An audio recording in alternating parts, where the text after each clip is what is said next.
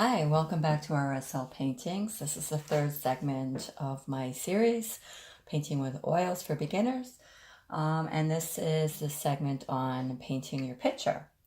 So I just wanted to apologize to those who watched my video on drawing.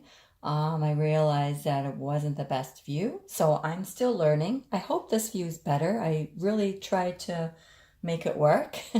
So before we begin, just scroll down, give me a thumbs up, leave a comment, good or bad. I'm open to suggestions, ideas, anything you wish to share with me. Yeah, if you like my videos, please subscribe to my channel. I would love, I know that I've got a couple of new subscribers, so thank you. So I just want to let you know that I've made a couple of changes on the drawing. I've made the branches on the trees a little bit smaller. I noticed that they were kind of too big. And I just took my trusty ruler. I mentioned in my other video that it's okay to use a ruler, and I just wanted to straighten up my lines in my barn that I had already drawn in there. So and the one other change I made are these little, I don't know what these things are called on top of the barn, but I made them a little bit smaller. I noticed that they were too big.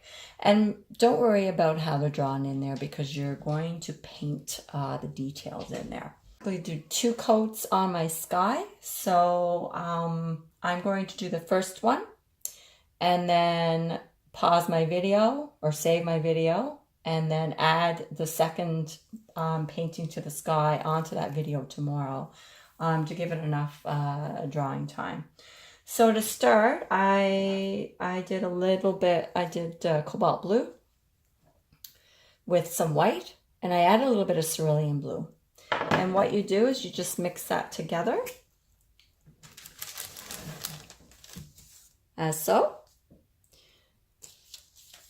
And to see whether or not you're close to the color of your picture as you're mixing, you just take a little bit off and you kind of just match it up to the sky and say, okay, yeah, that's close enough. I probably could be a little bit deeper, but I'm happy with that color, so I'm going to go with that one. You can add a little bit more blue as you're going if you want it deeper. And then as you'll notice, as the sky goes down closer to the grass, it lightens up. So as you're going, you can blend in some whites in there so that it becomes a little bit lighter. So for painting in oils, you also want to use a medium to kind of help the paint flow a little bit easier. I actually ran out. I use linseed oil a lot, but I think I'm going to kind of research some other ones to use because I noticed that this slows the drying down. We certainly don't want to slow the drying down. But I have used linseed oil for many years. It's what I'm used to, but I'm going to venture out and try some other ones, and I'll let you know how they work. So for tonight, I just used paint thinner, which this is what I use to clean your brushes. And you can also kind of dip your, not soak your brush in it, but very lightly dip your brush in it, and also use that as a way to thin out your paint and make it flow on the board a lot easier. So this is one for working indoors, it's low odor. So because you're painting indoors, obviously, you don't want you don't want the fumes, right? Smelling in the fumes. So once you clean your brushes in that, the next step you do is just give them a nice washing just in some mild soap and hot and warm water. And then your brushes should stay pretty good for many years. So we're going to start.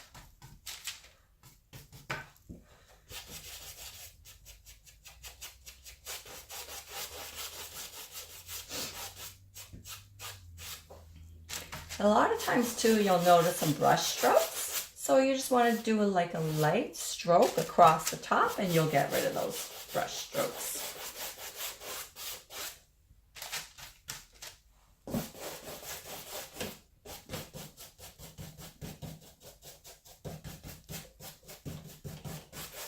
Now, if you're painting on a racked canvas, the other suggestion, and I've tried several different ways of finishing off the edges. And what I learned is the best is to paint those edges with whatever color you are using. So I'm going to go ahead and do that.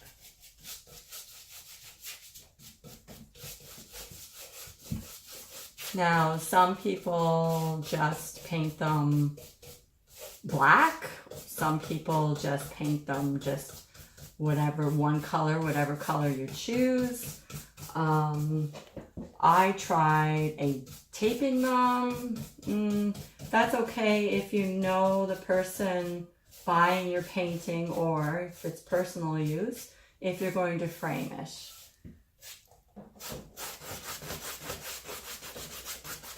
So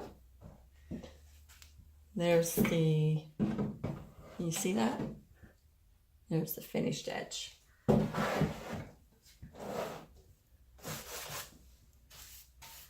And you go through a lot of paint, so now I already got to mix up some more, so.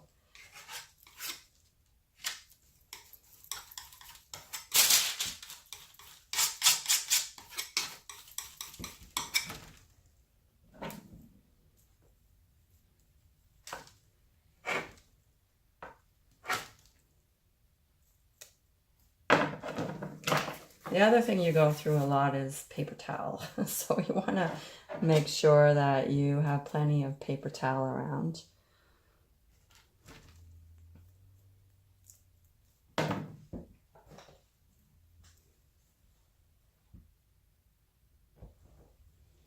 All right, so I got more color here, and we'll just keep going down.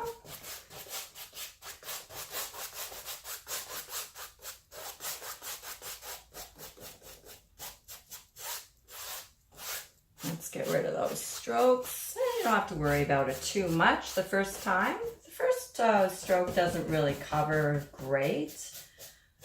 You're really going to see a difference when you paint your second coat.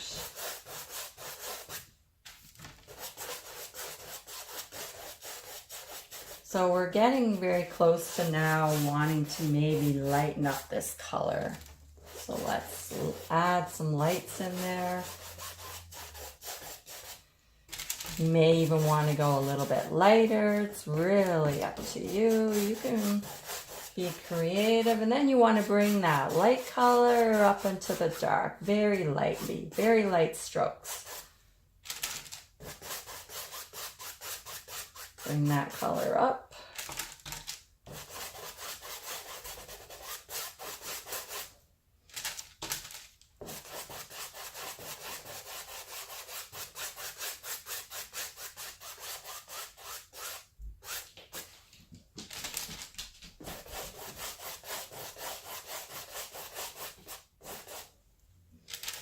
And I might bring a little bit dark back down. I'm running out of more paint, actually.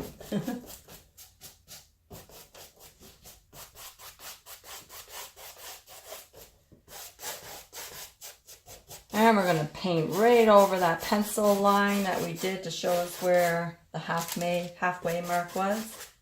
Oh, and if you get little spots on there from your brush, which seems to happen a lot, just make sure you take them off. You don't want them drying in your paint. I'm going to grab a little bit more white here.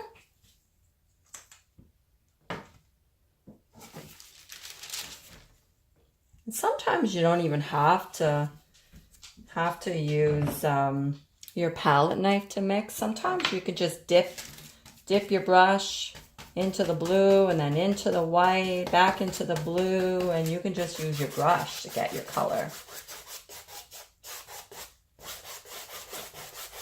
And we're coming to the point pretty soon where we're going to have to switch brushes, actually, because we've got to do the sky all around this detail part, right? So we've got some. One of the other things I forgot to mention in the previous video as well was even when you're drawing, painting as well, it's helpful to get other people's perspectives. Just having friends, family, just have a look at it because they may see something that you don't. I typically go to my best friend, my husband, my son. Sometimes I'll take a picture and send it to my mom, who's in Nova Scotia. My mom, who used to paint many years ago, has a very good eye, and she lets me know if I've, many times actually, she's let me know that I've missed something that I didn't see otherwise. So you have to be open to criticism, I guess, constructive criticism, because yeah, that's just going to make you a better artist. Okay, so let's move some color in here, and you can just brush it in there, get as close as the building as you can. You want to try and keep your strokes going the same way if possible. That's not always easy to do.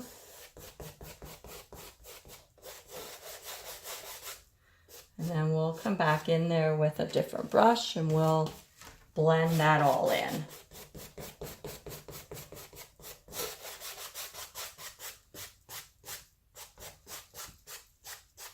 Just getting rid of some of these strokes.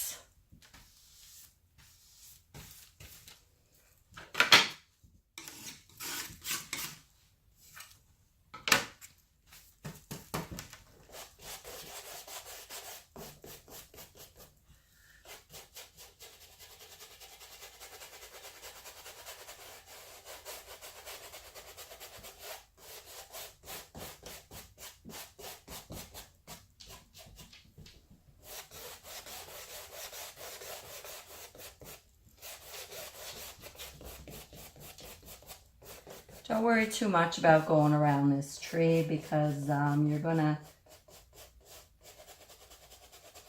you can still see your pencil mark through it. So your next coat though, you just want to remember where that was.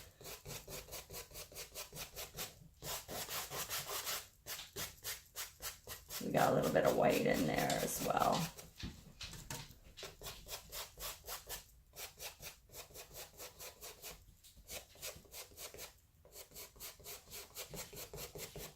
Okay, so I'm going to actually get rid of the what paint I have left on here. Let's get rid of that. Blend it all in. So blending it is really just kind of very light strokes over it. And that's how you blend your colors in. All right. So I'm going to switch to a smaller brush. I really like this brush. It's really hard, but it's square, so it's so easy getting into those areas. And the one thing you want to do when you're trying to get into these small areas is there's a couple of ways. So it depends on what's going to help support your arm. So you can lay your elbow on your table and you can rest your hand like this, and you can do it this way. This is not how I do it, but that's just one way that might work for you. For me, I use my pinky, and using your pinky is just a way to kind of give you extra support so you can get in there with the colors.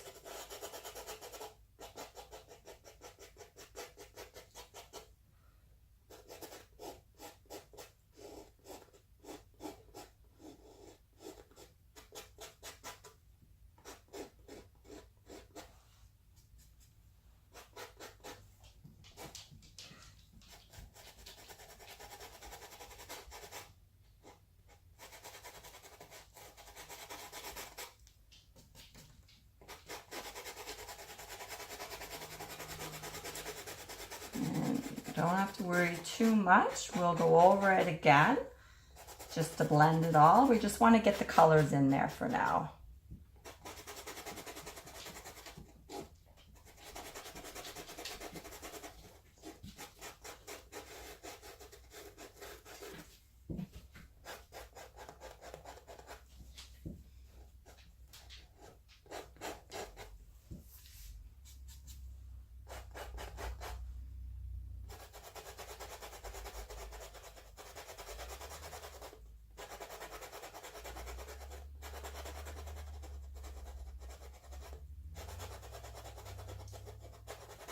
Now, sometimes I used to not be so good at this, and sometimes I still have to flip my board around, but depending on where, how close or what angle you have to get to, sometimes it's helpful to turn your board depending on where you need to paint, just so you can get in there a lot better. That helps too as well. And I still do that sometimes, especially the very tedious details that you may have to do.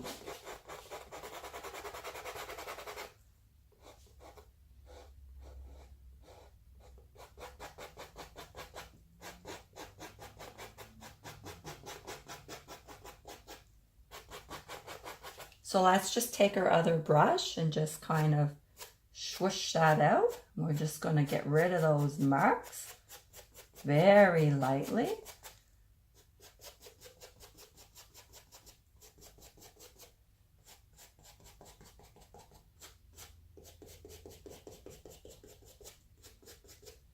And you don't have to worry about this too much because this is all going to be tree area, right? So a lot of that, you're not going to totally see it. So you don't have to be too particular about that. And we're almost done. So we'll just kind of add some sky in here.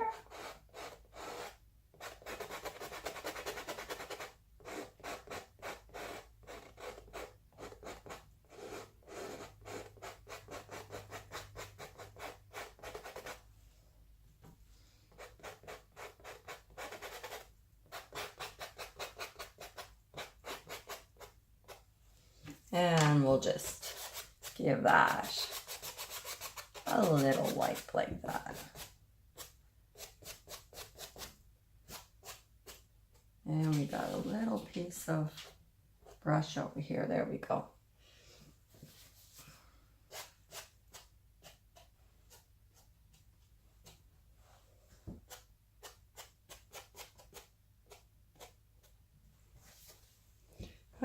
You always want to kind of stand back and see what you've done, see if you like it. And remember, you're going to be putting another coat on this anyway, so you can go over anything that you didn't like. So I'll be back tomorrow. It'll be the next day. I'm going to let this dry and I'll do a second coat, so I'll see you then.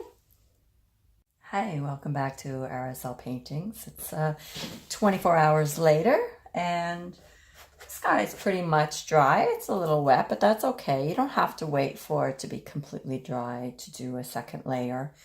So I've mixed up the paint already to do a second layer on the sky, and it's pretty close to what's on there. You don't have to be exact. So you can go ahead and start putting on the next layer. So we're just going to go ahead and do that, and you'll notice that you're going to get much better coverage now putting on your second layer. So I just want to talk to you a little bit about when you are doing oil paintings, why do you have to layer? So I guess the best way to kind of give you an idea is that you're doing a photorealism picture. So layering your colors, it's going to give you a better perspective of your painting. It's going to look more like a photo. And just next time you go for a drive, I want you to pay attention to the sky. Pay attention to the trees. Tell me what you see. You see one color? No, of course not. What about trees? How many colored greens do you see in a tree, right? So you're not going to capture, for the most part, if you want your tree to look like it's popping out of the picture and it looks like a tree, you're going to want to get in there as many of those greens as you can. So So that's why layering your colors it's important.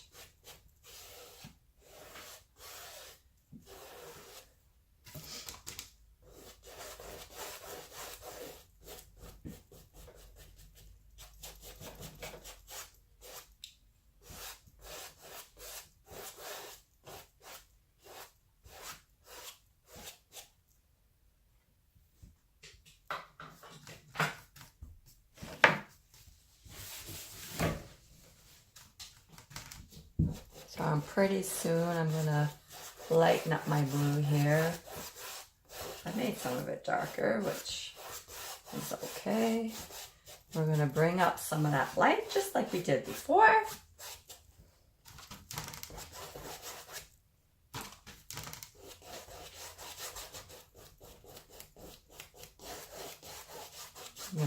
Remember, you're gonna swoosh that up into the blue so it all blends nice.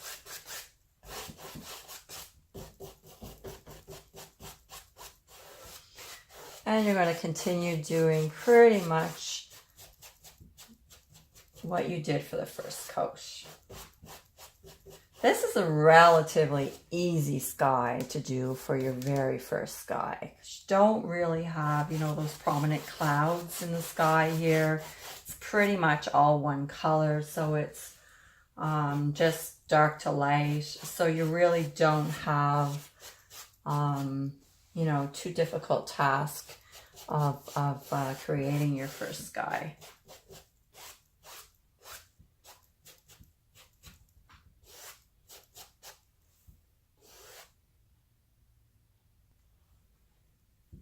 Okay, so we're almost done. I went ahead and already did around my barn just as I did in the first one using this little brush.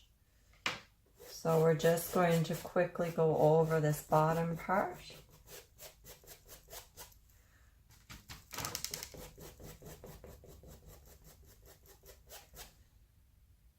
And we do kind of want to get in this tree because this tree is not a full tree, so you will see the sky through some of the branches, whereas this doesn't really matter because this is pretty much all tree and bushes here. So you do see a little bit coming through in this area right here. So, and you want to make sure you get as close to the barn as you can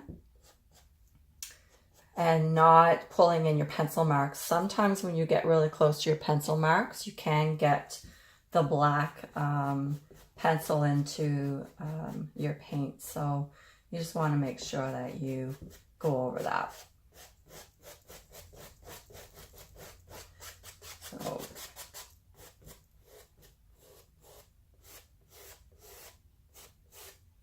and we're going to bring this grass up to the sky, so you don't have to worry about that too much.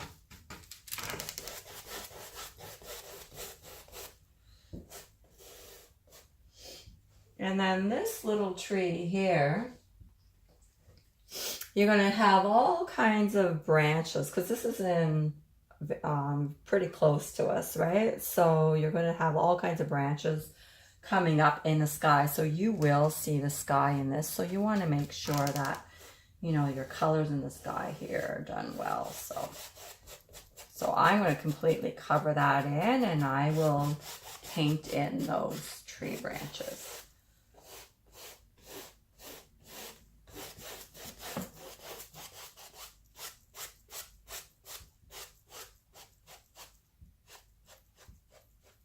So let's just get rid of these marks.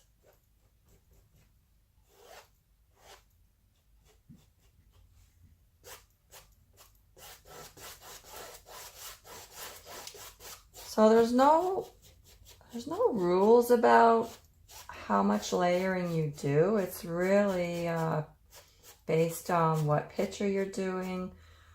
You know, if you're doing scenery or people. For people, I do lots of layering because skin tones, there's not just one skin tone, right? So you've got to add in, you know, many layers of those skin tones for the person to look realistic. And that's very true to scenery as well, in the same way. So if there were clouds in the sky, you know, I may go back a third time and really make those clouds pop. So it does really depend on the picture you're doing.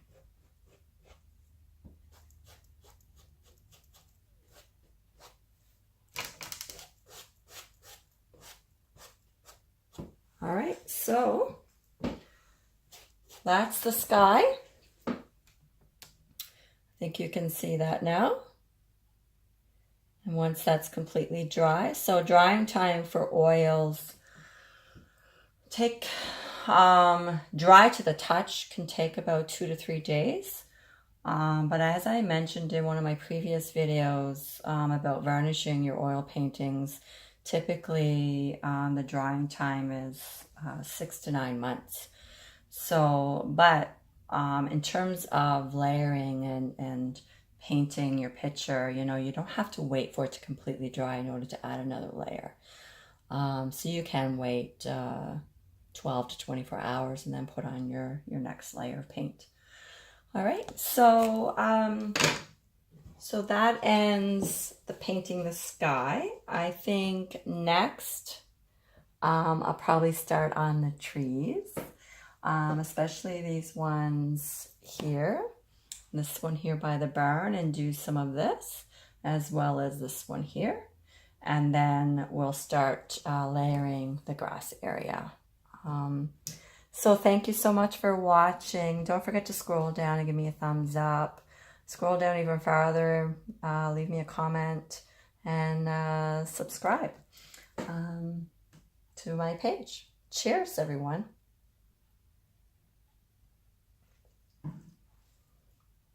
Until next time. So drawing.